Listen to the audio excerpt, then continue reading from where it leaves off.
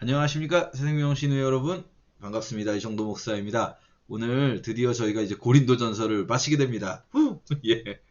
고린도전서한테 이렇게 갑자기 발목이 잡혔는데, 뭐 지난 시간에도 말씀드렸지만 저는 고린도전서는 우리가 조금 이렇게 신경 써서 볼 필요가 있다고 생각합니다. 고린도전서뿐 아니라 모든 이 바울 서신과 성경의 모든 부분들이 다 중요한데, 특히 이제 그 주제들 하나하나 저희가 생각해 볼 필요가 있는데, 고린도전서는 주제가 워낙 다양하다 보니까 제가 그 주제들을 하나하나 다루는데 좀 시간이 걸리고 있습니다만, 앞으로는 다른 책들은 가능하면 한 주에 한 권을 띄도록 하겠습니다.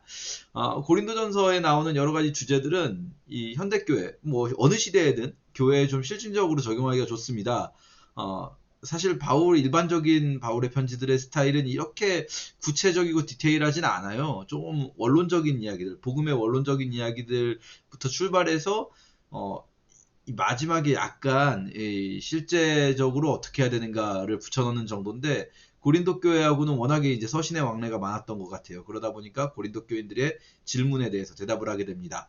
7장에서부터 너희가 쓴 것에 대하여는 이렇게 얘기하면서, 뭐 이제 7장에서 남자와 여자 뭐 결혼할까요 말까요 뭐 이런 문제가 있었고요. 그리고 이제 8장에서는 우상의 제물 어떻게 먹을까요 말까요 이 문제가 있었죠. 이게 이제 쭉 그 뭐랄까요 이어왔고, 12장에는 이번에는 신령한 것에 대하여는 이렇게 되어 있습니다. 신령한 것에 대하여라고 할 때 영적인 것이라는 것들이에요. 영적인 것들.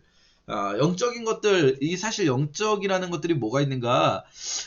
이 뒤에 보면 이제 이 많은 분들이 오해하시는 게, 고린도전서 12장 13장을 은사에 관한 장이다라고 오해하세요. 은사에 국한시키면 이거 굉장히 12장 13장을 뭐랄까요 본래의 논점에서 벗어나게 만듭니다. 이 은사는 하나의 어떤 그 뭐랄까요 소재고요. 은사를 포함하여서 더 크게 이 영적인 문제들, 근데 이게 중요한 건 이게 문제들이라는 거예요. 문제거리들, 지금 교회에 어떤 문제가 있어요.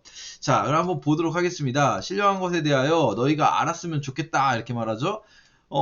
너희가 우상에게 끌려갔었는데 이제 너희가 이 성령으로, 신령한 성령으로 너희가 이제 예수님께 왔잖아요. 그런데 중요한 게 있어요. 자, 그러므로 늘 중요하지 않습니까? 이 대전제예요. 이게 길어요. 이 논의가, 이 고린도전서에서 가장 긴 논의가 예를 들면 1장에서 4장까지에 있는 분열의 문제 다룬 것들, 그리고 이제 8장부터 이어졌던 우상 제물의 문제 다룬 것들, 그리고 이제 12장부터 14장까지 이어지는 이 신령한 것들, 영적인 것들에 대한 문제에 있는데, 이 대전제가 뭐냐면요. 하나님의 영으로 말하는 자는 예수를 저주할 자라 하지 않고, 반대로 또 성령으로 아니하고는 예수를 주시라 할 수 없다. 이거는 지금 이 두 번 병렬시켜 놓은 거는 강조예요. 그냥 예수를 주라고 말하는 사람은 다 성령으로 하는 거다 라고 말하고 있는 거예요. 이거를 여러분 오해하시면 안 되는 게, 어떤 교리적으로 뽑아가지고 그러면은 예수님은 주님입니다 라고 입으로 말만 할 수 있으면 다, 그럼 그 사람은 다 성령 받은 사람이고 다 거듭나고 회심한 사람이냐, 그런 얘기를 하고자 하는 게 아니라, 지금 바울이 무슨 말 하려고 하는지를 잘 보셔야 돼요. 자, 일단 바울의 전제, 성령으로 아니하고는 예수를 주시라 할 수 없고, 너희가 예수님을 주로 고백하고 우상에게 끄는 그대로 끌려가지 않고, 이제 우상에게 끄는 그대로 끌려가는 것을 중단하고 예수님을 너희의 주인으로 삼았다면, 이게 여기 끌려갔다고 했잖아요. 여긴 끌려갔다고 했으니까 여기서 주시라 할 수 없다 이 말도 이 주라고 그냥 말로만 고백하는 걸 얘기한다고 볼 수가 없어요. 자, 어쨌든 예수를 주라고 고백하는 너희들은 다 성령으로 하는 거다. 이 전제요. 자, 그러면서 무슨 얘기하는지 보세요. 은사가 여러 가지 있는 것 같아? 중요하지 않아. 성령은 다 같아. 직분이 여러 가지 있는 것 같아? 아니, 중요하지 않아. 주님은 다 같아. 사역이 여러 가지 있는 것 같아? 하나님은 같아. 자, 보세요. 이제부터 은사 얘기, 직분 얘기, 사역 얘기 할 거예요. 그러니까 은사가 여기서 나오는 거예요. 은사 얘기가, 이게 뭐 은사의 종류를 알려주고 싶어서 막 은사는 이런 것이 있다, 은사 1, 2, 3 이거 알려주려고 쓴 책이 절대 아니고, 지금 보세요. 은사가 여러 가지 있지만 중요한 건 뭡니까? 성령이 같다. 직분이 여러 가지 있지만 주님이 같다. 같다는데 지금 초점이 있는 거예요. 같다는데. 자, 우리가 같다는 데 초점이 있는 걸 생각을 해보면 여러분 그 고린도전서의 큰 주제, 가장 중요한 그 이슈, 고린도 교회의 문제 중에 뭐가 있는지 한번 지금부터 생각을 해보세요. 아마 눈치채신 분들도 있으실 것 같은데. 자, 보세요. 그래서 각 사람에게 성령을 나타내시는 모습이 다를 수 있어요. 근데 그것은 같은 성령께서 유익하게 하시기 위해서 각 사람에게, 어떤 사람에게는 성령님이 같은 분이 지혜의 말씀을, 어떤 사람은 같은 성령을 따라서 지식의 말씀을, 또 다른 사람에게는 같은 성령으로 믿음을, 또 어떤 사람에게는 한 성령으로 병 고치는 은사를, 어떤 사람에게는 능력 행함을, 어떤 사람에게는 예언함을, 영들 분별함을, 각종 방언 말함을, 각종 방언들 통역함을 주셨는데, 자 보세요. 이걸 가지고 많은 분들이 은사가 이런 것들이 있다 막 이걸 설명하려고 하시는데, 지금 여기서 하고자 하는 말은 뭐냐면 이 아래에요. 이 모든 일들은 한 성령이 행하사 그의 뜻대로 각 사람에게 나누어 주시는 것이라는 거예요. 한 성령이 하신다라는 걸 강조하고 싶은 거예요. 그래서 계속 그 얘기합니다. 몸은 하나인데 많은 지체가 있고, 또 병렬시키죠. 몸에 지체가 많으나 한 몸인 것 같이, 이게 이제 교차대구가 되는데, 몸에 여러 부분이 있어도 막 다른 일을 하는 것 같고, 다른 역할을 가진 것 같고, 다른 은사를 받은 것 같아도 한 몸인 것 같이 그리스도도 그러합니다. 우리가 뭐 유대인도 있고 헬라인도 있고 종도 자유인도 있지만 다 한 성령으로, 지금 한 성령, 같은 성령 계속 반복되지 않습니까? 왜 지금 이런 얘기하는가? 뭐 지금 뭐 더 이상 말하지 않아도 이제 아실 것 같아요. 몸은 한 분이다라는 거예요. 한 분. 여러분 싸우지 말라는 거예요. 자 보세요. 이게 지금 발이 나는 손이 아니야 막 말하고, 귀가 나는 눈이 아니야 막, 이거 말이 안 되는 거 아니냐. 그리고 만약에 눈이라고 해서 야 눈이 최고야 그러면 귀는 듣는 곳은 어디냐. 또 귀가 온몸이 듣는 곳이면 냄새 맡을 곳은 어디냐. 이게 너희가 한 몸이 돼야 되는데, 자 몸이 하나인데 실제로 어떤 일이 벌어지고 있는가. 눈이 손더러 내가 너를 쓸데없다 라고 말하거나, 머리가 발더러 내가 너를 쓸데없다 하니까 이런 말 하지 말라는 얘기가 들어있는 거예요. 자 여러분 무슨 이야기겠습니까? 지금 이 신령한 것들, 이게 사실 신령한 게 아닌 거예요. 바울이 생각할 때는. 여기서 지금 무슨 고린도 교회에 무슨 문제가 있었겠습니까? 고린도 교회 분열의 문제 있잖아요. 그 분열의 양상이 지금 여러 가지로 나타났습니다. 이 뭐죠? 그 성찬으로도 나타났잖아요. 11장에서. 그 분열의 양상이 여러 가지로 나타나는데 그 중에 하나가 이제 누가 더 영적이냐 배틀이 붙는 거죠. 누가 더 영적이냐. 누가 더 은사를 받았냐. 누가 더 직분을 받았냐. 누가 어떤 사역을 하느냐. 은사, 직분, 사역 이런 걸 가지고 누가 더 영적인가, 신령한가 배틀. 스트리트 영성 파이트 뭐 이런 거가 이제 붙는 거죠. 그래서 막 은사를 가지고 지금 막 경쟁하듯이 막 이렇게 하는 거예요. 그러면서 나는 이게 은사다. 그러니까 이 은사가 정말 중요하다. 막 너랑 나는 다르다. 이런 이야기들을 하는 거죠. 그러니까 바울이 하는 말이 뭡니까? 이거 다 쓸데없다라고 말할 수 없다. 그리고 약하게 보이는 몸의 지체가 도리어 요긴하다. 이런 말 하잖아요. 그러니까 이게 전에도 한번 말씀드렸는데 똑같이 싸우는 게 아니에요. 사실 싸우는데 이 성찬 문제에서도 있었지만 어떤 그룹은 분명히 좀 더 힘이 있고 부유한 그룹이 있고, 어떤 그룹은 좀 더 힘이 없고 가난한 그룹이 있어요. 교회 안에. 그러니까 이게 그 생활 수준의 차이가 약간 반영되어서 그룹이 나눠지는 거예요. 여러분 이거 당연한 거 아니겠습니까? 자연스러워요. 실제로 현대교회도 이 피해가지 못합니다. 이게 약간 이렇게 서로 이렇게 좀 그런 교회들이 있잖아요. 자, 사실 더 안타까운 건 현대교회들은 이게 교회 안에서 갈라지려면은 이게 여러 부류가 교회 안에 있어야 이게 교회 안에서 갈라지는데, 이 교회는 부유한 사람들 다니는 교회, 이 교회는 그냥 좀 아닌 사람들 다니는 교회, 이렇게 애초에 그냥 갈라져 버리는, 마치 이제 옛날에 미국 교회가 흑인 교회, 백인 교회에 있었던 것처럼. 그건 더 가슴 아프죠. 그것보다는 차라리 한 교회에서 좀 사이 안 좋게 그게 차라리 나을 정도라고 저는 개인적으로 생각이 드는데, 뭐 어떤지 모르겠습니다만, 어쨌든, 그래서 바울이 이게 우리 몸이 하나의 몸이다. 우리가 교회가 하나의 몸이다. 이것을 계속 이야기하고 있어요. 그러니까 몸 가운데 이 몸끼리 싸울 수는 없지 않냐. 이 우리가 여러 지체라는 말이 이제 몸의 이 부분 아니겠습니까? 부분들. 이 회사가 있으면 지사가 있잖아요. 그러니까 몸에도 지체가 있는 거거든요. 근데 서로 돌보아야 되는 거죠. 한 지체가 고통받으면 함께 고통을 받고 영광도 함께 받고. 왜냐?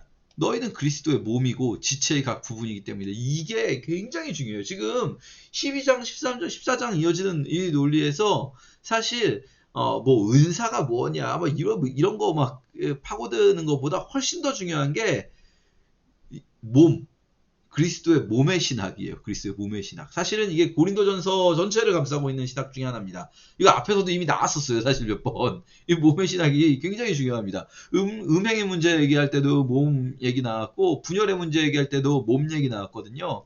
교회는 그의 몸이라는 거예요. 이게 물론 고린도전서에만 나오진 않는데 에베소서 같은 경우도 굉장히 중요하죠. 그러니까 바울이 생각하는 교회의 가장 중요한 메타포 두 가지를 꼽는다면 몸과 성전이에요. 몸과 성전.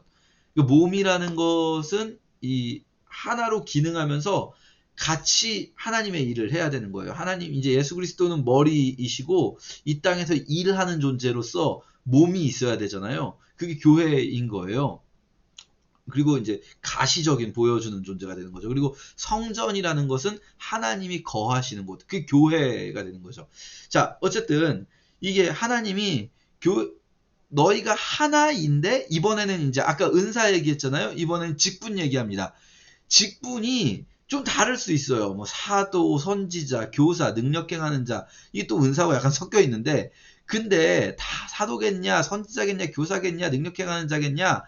이게 은사일 수도 있고 직분일 수도 있고 이것도 막 구분하시고 이런 분들인데 참 성경을 맥락대로 보는 게 중요합니다. 이 지금 그게 중요한 게 아니에요. 지금 바울은 한 성령이 하시는 일이다. 여기에 지금 포인트를 두고 있다라는 겁니다. 13장으로 넘어가서 그래서 너희가 이제 제일 중요한 걸 빼먹었네요. 제일 중요한 게 맨 마지막 구절에 더 큰 걸 사모해라. 가장 좋은 길을 너희에게 보이겠다. 이게 12장에서 여기서 끊어지잖아요. 사실은 이게 그 스테파노스라는 분이 이제 나눠놨다고 하죠. 이게 장절 구분이요. 굉장히 저희를 오해하게 만들어요. 장절 구분이. 근데 원래 성경에는 장절 구분이 없습니다. 원래. 그렇게 쭉 이어지는 거예요. 가장 좋은 길을 너희에게 보이겠다 해놓고 가장 좋은 길 뭐겠습니까? 이게 모든 무슨 방언을 하고 예언을 하고 엄청난 지식이 있고 구제를 하고 내 몸을 불사르게 내어줄지라도 이 모든 걸 할지라도 사랑이에요. 제일 좋은 길을 보여주겠다? 사랑이에요. 사랑은 그렇지 않고 이거 뭐 워낙 잘 아시죠. 고린도전서 13장은 사랑장이다. 고린도전서의 또 대표 주자하면은 13장은 사랑장이다. 15장은 부활장이다. 뭐 이런 거 아니겠습니까? 13장 사랑장. 사랑은 오래 참고 온유하고 시기하지 아니하며 자랑하지 않고 교만하지 않고 이것들이 사랑이에요. 사랑. 사랑이라는 것이 그냥 뭐 하시면 돼요? 사랑의 마음, 막 우리가 생각하는 막 뭐 애틋한 마음 그것만 사랑이 아니라 사랑은 이런 속성을 가지고 있는 것을 성경에서는 사랑이라고 부른다는 거예요. 자랑하지 않고 교만하지 않고 무례하지도 않고 자기 유익을 구하지도 않고 성내지 않고 불의를 기뻐하지 않는 것도 사랑에 들어가요. 그러니까 이게 사랑이라고 할 때 우리는 흔히 이제 사랑과 정의를 좀 이렇게 나눠서 생각해요. 왜냐면 우리가 생각하는 사랑이라는 거는 대체적으로 감정적인 사랑이거든요.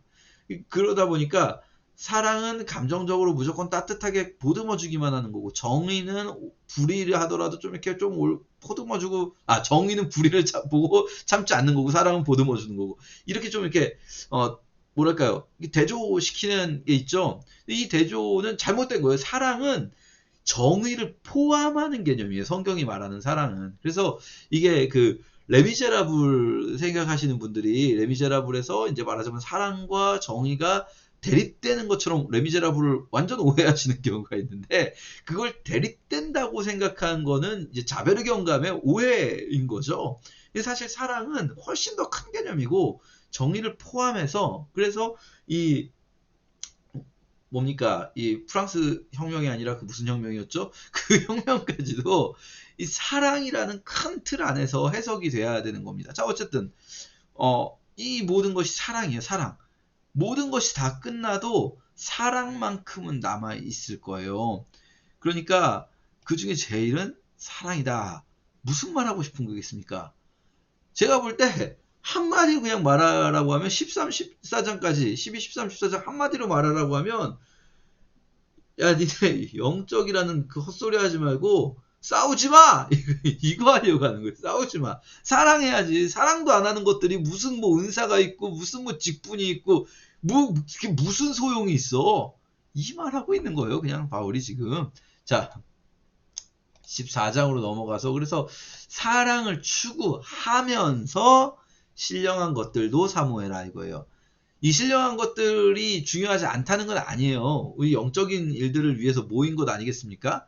영적인 일들을 위해서 모였기 때문에 영적인 것 중요한데, 사랑 빼놓고 그런 것들 추구하는 건 아무 쓰잘데기가 없는 짓이다. 앞에 뭐 소리 나는 꽹가리 울리는 꽹가리, 이게 무슨 소리입니까? 쓰잘데기 없는 짓이다 이거예요. 쓰잘데기 없는 짓이다.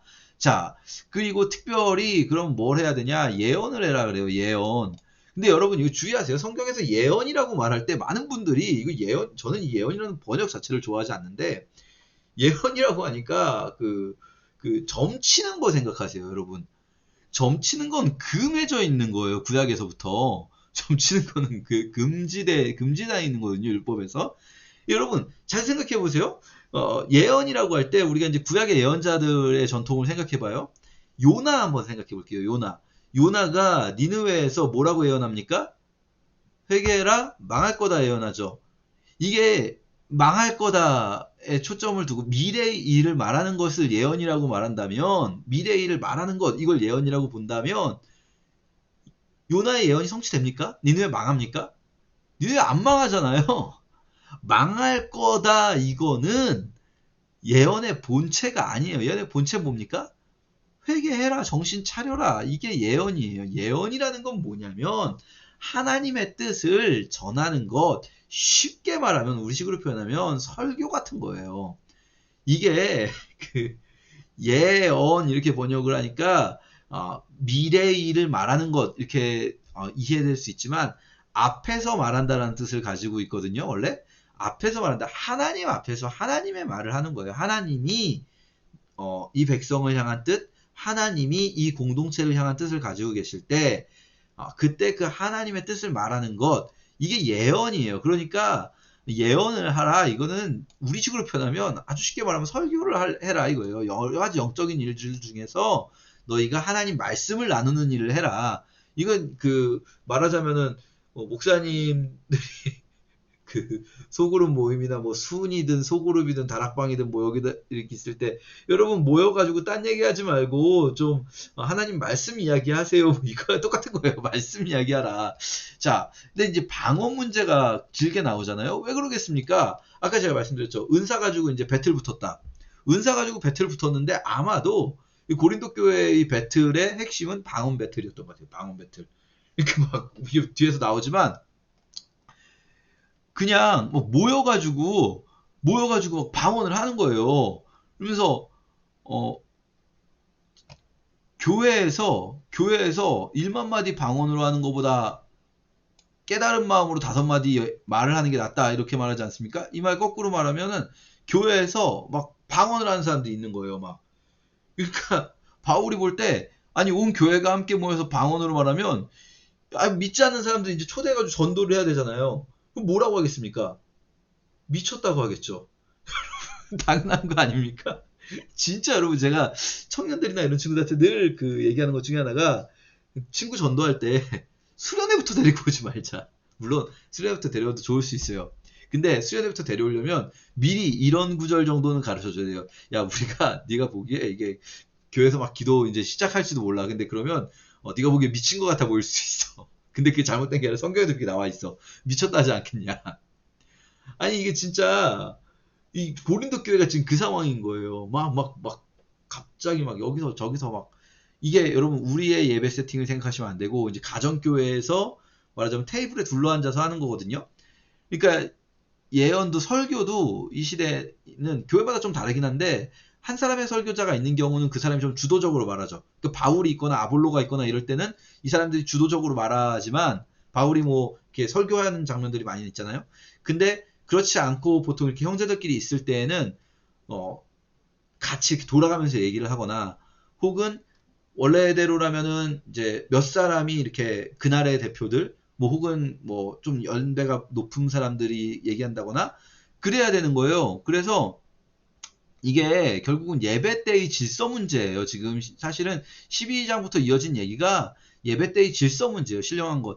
근데 찬송시도 부르고 말씀도 있고 계시도 있고 방언도 있고 통변함도 있는데 그럴 때 이제 방언을 하게 되면 통변하는 일을 하고 예언할 때 둘이나 셋이나 말하고 다른 이들은 분별하라는 것은 뭐겠습니까? 다른 이들은 들으면서 아, 저 사람이 진짜 하나님 말씀하는 건가? 아니면 자기 얘기하고 있는 건가? 이걸 분별하라는 거예요. 그러니까 설교자 한 사람의 설교자가 아니라 둘이나 셋이나 그리고 만일 곁에 있는 다른 이가 말을 하면 말을 하고 있을 때는 먼저 하던 자는 좀 잠잠하게 하고 그리고 다 모든 사람으로 배우게 하고 모든 사람으로 권면받게 하기 위해서 하나씩 하나씩 해라. 하나씩 하나씩. 이게 이제 바울이 생각하는 그리고 사실은 일반적인 그 당시에 다른 교회들의 다른 도시 교회들의 모습이었을 거예요. 한 사람씩 한 사람이 말하면 옆 사람도 좀 듣고 있고 그러다가 이 사람이 말하는데 옆 사람이 또 할 말이 생기면은 이 사람도 조용히 하면서 이 사람이 또 얘기를 하고 이렇게 해야 되는 건데 근데 고린도 교회에는 이게 문제가 생긴 게 이제 처음에 어떤 인간이 먼저 시작했는지 모르겠지만 이게 그 약간 배틀 붙다 보면 그럴 수 있어요. 대화를 해야 되는 맥락 속에서 방언을 이제 하는 거예요. 방언으로 막 하면은 이제 문제가 질 수 없잖아요. 그러니까 막 서로 막 이제 여기저기서 막 방언 동시에 막 방언 터지고 막 예언하는 자들은 막 지들끼리 예언하고 있고 막 말하고 막 방언하고 또 못 알아듣는데 또 알아듣는 척 해야 되잖아요. 그러면 방언을 또 막 알아듣는 척하고 막 그러면서 막 이게 난장판이 되는 거죠. 그래서 무질서가 돼버린 거예요. 무질서. 근데 이 무질서의 그 뭐랄까요 그 정당화를 이들이 어떻게 시키냐면 이게 내가 하려는 게 아니라 내 안에 영이 하게 하시는데 어떡하냐 이게 이제 그 뭐랄까요 열광주의라고 하거든요 이런 거를 이 엔소시아티즘 이 열광주의자들이 이렇게 하는 거예요 막 그 성령이 하시는 일인데 당신이 응? 인간적인 생각으로 무슨 질서 얘기하면서 무슨 뭐 순서대로 순서가 어딨냐 성령이 하시는 일에 이게 다 같이 이렇게 막 열광적으로 막 이렇게 해야지. 이렇게 얘기하는데 바울이 명확하게 얘기합니다. 예언하는 자들의 영은 예언하는 자들이 제재할 수 있어요.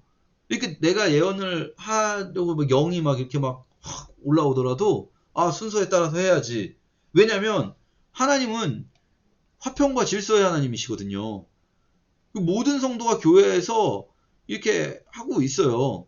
근데 그러니까 이게 지금 약간 지금 애매하게 번역이 됐는데 모든 성도가 교회의 삶 가치가 여자가 교회에서 잠잠하라. 이건 좀 아닌 것 같아요. 제 생각에는 요건 이제 앞으로 붙여서 앞문장에 번역을 해야 되고 이게 지금 새로 시작하는 주제인데 이게 지금 어쨌든 이게 뭐 성령이 하시는 일이기 때문에 어쩔 수 없다? 그런 게 어딨어요. 우리가 안 하려고 하면 안 하는 거지. 그리고 진짜로 성령이 하시는 일이라면 성령은 질서의 영이지 무질서의 영이 아닌데 질서의 영이신 성령께서 어떻게 이렇게 무질서하게 일하시겠느냐. 이런 이야기입니다. 자, 그리고 이 여성 문제 지난번에 말씀드렸었고 저희 지난 학기 율법할 때도 말씀드렸었죠. 이 부분 여자는 교회에서 잠잠하라. 심지어는 뭘 말하고 싶은 게 있으면 집에 가서 자기 남편에게 말해라. 여자가 교회에서 말하는 것은 부끄러운 것이다. 말하지 말아라. 그래요. 근데 여러분 이 구절을 가지고 여자는 진짜로 교회에서 말도 하지 말아라. 그렇게 해석하시면 안 되는 게 이제 여자 머리에 덮고 예언해라 이게 나왔었잖아요. 그 여자 머리에 덮고 예언해라 이거 하고 말도 하지 말아라 이거는 지금 안 맞거든요. 같은 고린도전서 내에서. 그러니까 이거는 바울이 수사법이죠. 일종의 뭐랄까 강력하게 표현하는 게 있어요. 바울의 그 언어 스타일이 그래서 말도 하지 말아라 이렇게 말한다고 해서 진짜로 말도 하지 말라는 게 아니라는 거 여러분 이해하셔야 돼요. 안 그러면은 앞에서 머리에 쓰고 여자가 무엇 예언을 하려거든 머리에 쓰고 할지니라 이거하고 지금 안 맞는 거거든요. 자, 지금 무슨 문제가 있는 거냐면 보세요. 이게 문제가 있는 거예요. 하나님의 말씀이 너희로부터 난 것이냐 너희에게만 임한 것이냐. 자, 이게 보세요. 왜 여자들이 지금 뭐가 문제가 되냐면 하나님의 말씀이 자기에게만 임한 것처럼 자기를 선지자나 신령한 자로 생각하면서 막 이렇게 하는 여인들이 있었던 거예요. 이걸 이제 사실은 막 여러 가지 그 해석이 있어요. 어떤 분들은 이 구절이 이제 원래 바울의 구절이 아니다. 왜냐면 바울이 딴 데서는 로마서에서는 여성 사도도 인정하고 여성 집사도 인정하고 여성을 리더로 세우고 뭐 이러는데 여기서 이렇게 말하는 것이 자연스럽지 않다라고 하시면서 이게 이제 원래 그 쿰랑 공동체라고 있었는데 그쪽 사람들의 글하고 비슷하니까 이거는 이제 후대에 첨가된 것일 것이다. 막 이렇게 해석하시는 분들도 있고 여러분 이런 해석이 막 되게 믿음 없는 얘기가 아니라 우리가 성경 원본의 그 무호성을 인정하지만 성경 사본은 여러분 실제로 사본들이 여러 개가 있어요. 성경 원본이 없습니다. 우리한테는. 성경 원본은 당연히 없죠. 바울이 처음 썼던 글 그건 남아있을 수가 없죠. 근데 사본은요. 사본끼리 대조해 보면 맞춤법 틀린 것도 많고 오타도 많고 그리고 막 그런 일들이 있어요. 어떤 구절들이 중간에 껴들어가는 현상이 발생하거든요. 그게 이제 말하자면은 주석처럼 이제 달아놓는 거예요. 이게 설명이 좀 필요하다 생각한 분이 이 사본에 주석처럼 이렇게 써놓는데 문제는 다음에 이걸 베끼 쓰는 사람은 이게 구약은 그게 비교적 덜해요. 왜냐면 구약 같은 경우는 국가 종교였고 이 국가 종교에서 훈련된 서기관들이 이게 적고 그리고 이미 적기 전에 구전으로도 많이 이 구전으로 암기가 되어 있는 상태가 많았기 때문에 구약은 그렇게까지 막 껴들어오고 막 이런 일이 없습니다, 거의. 근데 신약 같은 경우는 이 사람들이 어떤 훈련된 서기관이 아니고 국가 종교의 보호 속에서 되는 게 아니라 특히 초기 기독교 요 몇백 년간 카타콤 시대 이 로마의 박해 속에서 이 사람들이 굉장히 열악한 환경에서 진짜 목숨 걸고 이거 베끼고 막 이러잖아요. 종이도 막 이면지 쓰고 그래요, 진짜로. 이게 양피지 같은 게 뒤에 딴 게 적혀 있는데 그 뒷면에다가 막 쓰기도 하고 막 약간 흐려지게 지워진데 덧쳐 쓰기도 하고 이러니까 다음 사람이 제대로 쓰기도 어렵고 그리고 막 이렇게 주석처럼 설명하려고 써놓은 건데 다음 사람이 베낄 때는 이게 어떻게 된 건가 이게 하면서 이게 막 원본에 들어가 있고 그래서 사실 저도 제가 본 건 아닌데 저희 교수님이 이제 이 사본학 전공하는 교수님이셨는데 지도 교수님이 어떤 사본에는 그렇게 적혀 있는 것도 있대요. 여기다가 성경 외에 낙서를 하지 말라 이렇게 적혀 있는 사본도 있다고 그러더라고요. 자, 어쨌든 그래서 이제 이 34절, 35절 이런 부분이 이제 원래 바울의 글이 아닐 것이다 이렇게 해석하시는 분들도 있는데 사실 저는 그렇게 생각하지 않아요.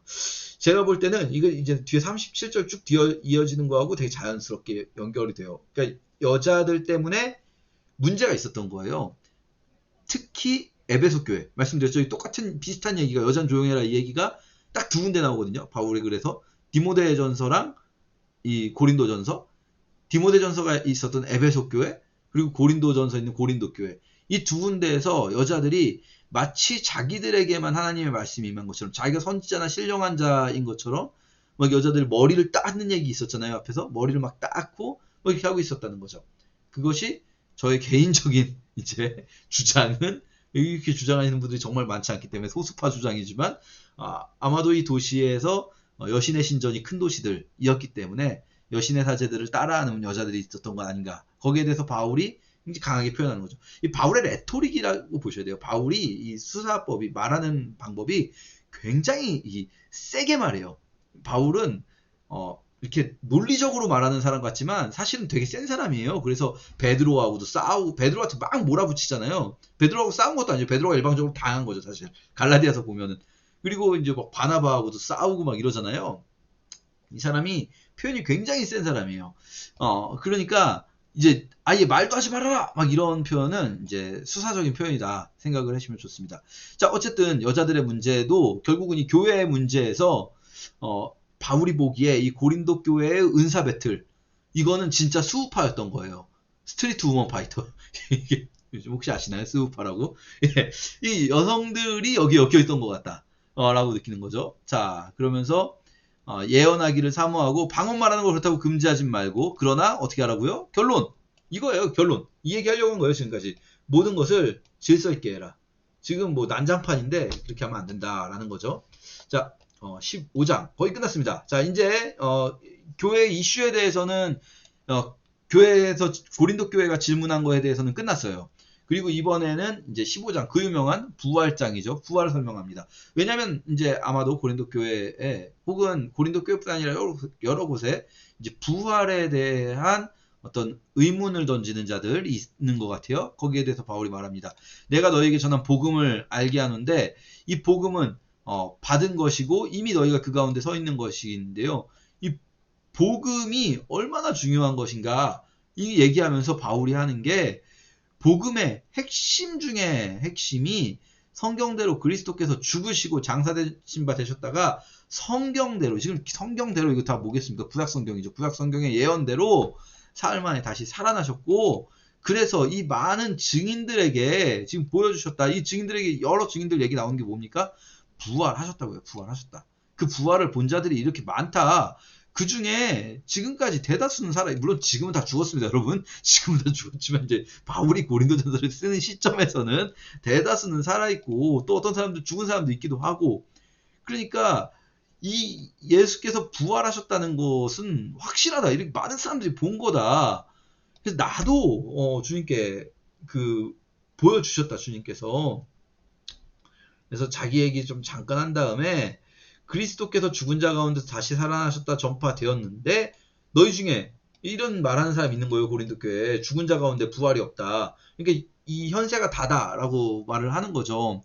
근데 이게 죽은 자의 부활 사상이 정말 중요합니다. 여러분 많은 분들이 오해하시는 게 기독교의 사후세계 이야기를 할 때 사후세계라는 표현이 좀 적절하진 않은데 천국 얘기를 죽어서 가는 어떤 곳.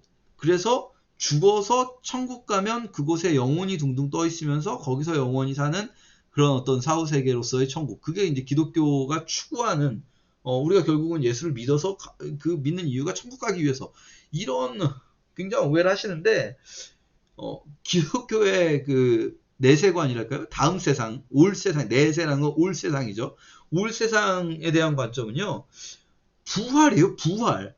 이게 다시 살아나는 건데 영혼만 둥둥 떠 있는 게 아니라 몸이 다시 살아나는 것이에요. 몸이 다시 살아나는 것. 우리 사도신경에서 뭐라고 하니까 몸이 다시 사는 것과 영원히 살 것을 믿사옵나이다 이러잖아요.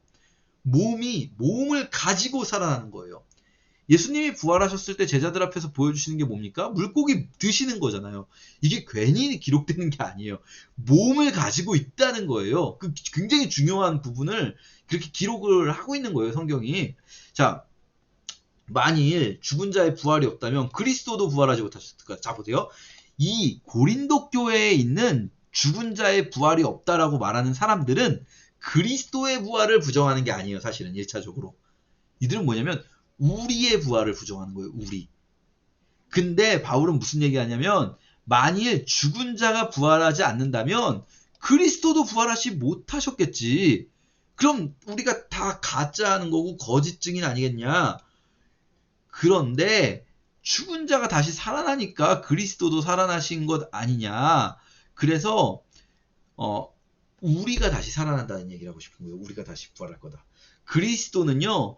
부활의 첫 열매이신 거예요. 그리스도만 부활하고 우리는 부활이 없는 게 아니라 그리스도의 부활을 통해서 우리가 앞으로 이제 첫 번째 열매 맺히고 나면 나머지 열매 줄줄줄 맺히듯이 우리도 부활할 것을 보여주신다는 거예요. 만약에 우리가 다만 바라는 것이 이 세상의 삶뿐이면 우리가 진짜 제일 불쌍한 인간들 아니냐. 여기다가 이거 인생을 걸고 하는 일인데 이 웬 바보짓이 되는 거냐. 그러나 우리가 불쌍한 자가 아닌 이유는 그리스도께서 죽은 자 가운데 다시 살아나셔서 죽어있는 사람들의 첫 열매가 되셔서 이제 우리가 부활할 걸 보여주신다는 거예요. 그래서 이제 아담을 예수 그리스도의 모형으로서 설명하는 이게 흔히 아담 기독론이라고 말하는데 이게 굉장히 중요합니다. 왜냐하면 아담 기독론이 보여주는 건 아담 한 사람으로 죄가 들어온 것처럼 그리스도 한 사람으로 모든 사람이 부활하고 삶을 얻을 것이다. 이걸 지금 보여주고 있는 거죠. 자, 그래서 뭐 시간 관계상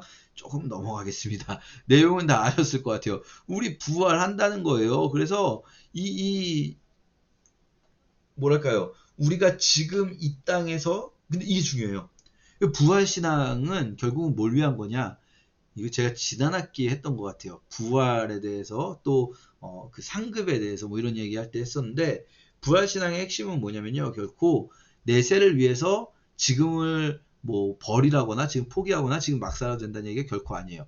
이게 기독교가 솔직히 말해서 그뭐 동물농장 많이 아실 텐데 동물농장에 얼음사탕산 나오지 않습니까?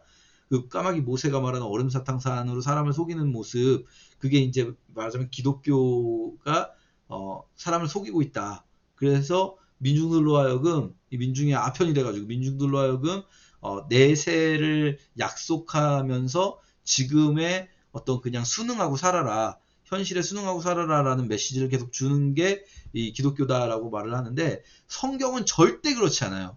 저는 정말 이거 확실하게 단언드릴 수 있어요. 성경은요 굉장히 파격적으로 이 세상의 악과 적극적으로 맞서서 싸울 것을 주문해요. 불의를 참지 않는 것이 사랑이에요.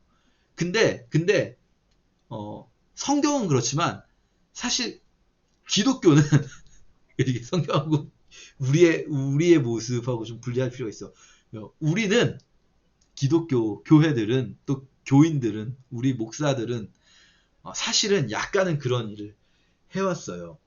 어, 진짜 이 부활은 사실 성경에서는 어떤 맥락에서 부활을 이야기하냐면 딱 그거예요.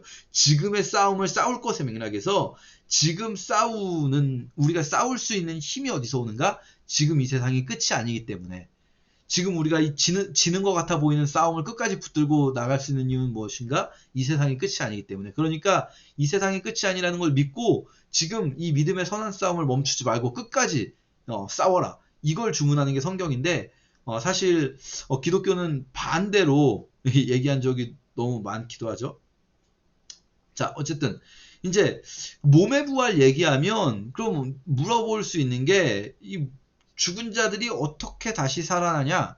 그리고 어떤 몸으로 오느냐? 이게 중요하죠. 어떤 몸으로 오느냐? 왜냐면 이게 몸의 부활을 부정하는 이유 중에 하나가 이 몸은 썩잖아요. 그럼 몸이 없어지잖아요. 그러니까 죽은 지 얼마 안 된 사람들이야 그 몸이 이렇게 좀비처럼 다시 일어난다 쳐도 이미 시체를 남기지 못한 사람들 또 이제 뭐 그런 여러 종류의 사람들이 있지 않겠습니까?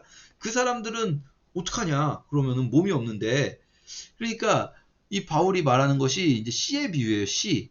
씨는 그냥 밀이나 알맹이일 뿐이에요. 네가 씨를 뿌릴 때 그 씨는 껍데기일 뿐이에요. 근데 그 씨 껍데기가 없어져야 진짜가 생기는 거 아니냐.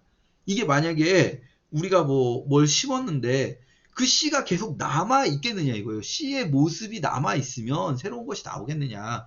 비유적으로 말하는 거죠. 자, 그래서 육체라고 해도 다 다른 육체가 있는데 우리 죽은 자의 부활도 그와 같다. 썩을 이 몸은 없어져도 썩지 않는 부활의 몸이 있을 것이다. 라는 거예요. 이 부활의 몸을 제일 먼저 보여준 게 뭡니까? 예수 그리스도시죠. 그러니까 바울이 자기 혼자 그냥 없는 얘기하는 게 아니에요. 예수님이 하셨던 일들과 예수님의 가르침과 이런 것들을 가지고 바울이 해석을 해내는 겁니다. 자, 그래서 우리 육의 몸이 아니라 이제는 신령한 몸. 그러나 이 영의 몸이라는 것도 오해하시면 안 돼요. 영혼이 둥둥 떠 있는 개념이 아니라 분명히 몸은 몸이에요. 몸은 몸인데 지금 이 몸하고는 조금 다른 몸이에요. 밥은 먹을 수 있어요. 예수님이 밥 식사하시잖아요. 근데 벽 뚫고 다니기도 해요. 그쵸? 예수님 벽 뚫고 들어와서 평안히 있으라 하시잖아요. 그리고 이렇게 얼굴을 잘 못 알아봤는데 갑자기 정신 차리고 보면 알아보게 되기도 하고. 이렇게 이 영의 몸이라는 것이 정확히 어떤지 우리는 알 수가 없어요. 사실 성경은요, 실제로 앞으로 올 세상에 대해서 거의 보여주지 않아요. 아주 필요한 부분만 알려줘요. 그러니까 이 요한계시록을 막 연구하면은 올 세상에 대해서 알 수 있다? 아니에요. 요한계시록도 지금 이 땅에서 싸워서 이기는 자 계속 반복되거든요. 이긴다는 표현이. 지금 이 땅의 싸움에 집중되어 있는 거고 다가올 승리를 보여주는 건 정말 확신하도록 맛만 보여주는 거예요. 다가올 승리가 있다. 이거 확실하다. 그러니까 이겨라. 근데 그 승리가 그래서 구체적으로 거기 가면 뭐 하는 건데 어떻게 살 건데 이것까지는 알려주지 않아요. 그러니까 이게 뭐랑 비슷하냐면 제가 볼 때는 고등학생들이요. 대학 가면 좋은 거 막 많이 들어요. 대학 가면은 뭐 어떻게 하고 강의 대충 들어요. 대충 알아요. 고등학생들이 뭐 대학 가면 너무 좋을 거야 하면서 고등학교 지금 이 지겨운 공부도 내가 원하는 시간표 짜가지고 하면 되고 막 사실 이공계는 이런 것도 없잖아요. 근데 고등학교 때는 그런 줄 알았잖아요, 여러분들. 그쵸? 이공계는 막 시험이 막 학기마다 3차례씩 막 퀴즈 있고 막 이런 것도 몰랐잖아요. 그쵸? 막 실험 보고서 매주 있고 막 결과 보고서 막 준비 보고서 막 따로 있고 막 그런 거 고등학교 때 그것까지는 안 알려줘요, 사실.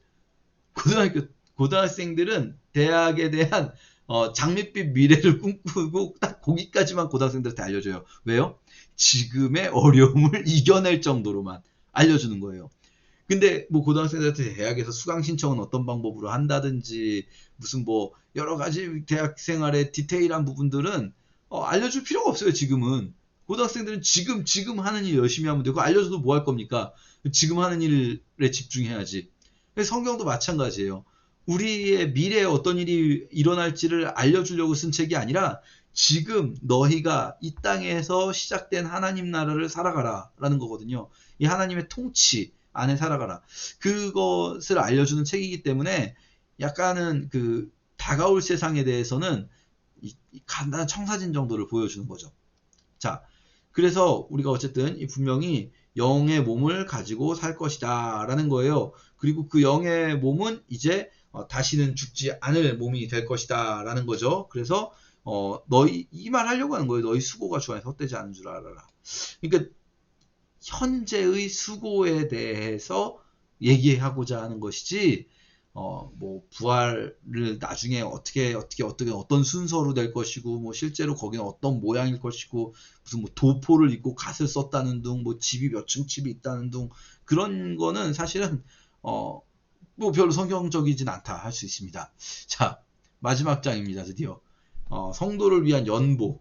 이 연보는 이제 우리는 보통 헌금이라는 단어가 더 익숙한데 사실은 이 헌금이 아니에요. 헌금이라는 사실 신약성경 헌금이라는 단어 쓰지 않아요. 연보가 맞는 거예요. 연보. 이 연보는 버릴 연자에 도울 보자로 이제 번역을 한 건데 뭐 우리식으로 표현한다면 뭐 구제 헌금 정도 될 겁니다. 이게 사실 연보라고 했지만 꼭 구제에만 쓰이는 게 아니라 교회 공동체를 위해서도 쓰이고 뭐 주로 이제 구제를 위해 쓰였죠. 왜냐면 현대교회와는 달리 이제 건물 유지비가 별로 안 들어가니까 주로 구제를 위해 쓰였지만 그러나 뭐 사도들이 우리 앞에서 봤잖아요. 베드로 같은 사도들은 교회로부터 이제 먹을 것을 공급받기도 하고 했는데 그런 데도 쓰이고 그런 건데 자, 연보를 얘기합니다. 돈 내라는 거예요. 갈라디아 교회에게 명한 것 같이 너희도 돈 내라라는 거예요. 어떻게 돈 냅니까? 매주 첫날. 이런 거 이제 사실 그냥 바울은 별 생각 없이 한 말인데 이게 되게 저희에게는 되게 중요한 걸 알려주죠. 이때도 매주 첫날 모이는 것이 기독교인들의 모임의 기본적인 세팅이었구나.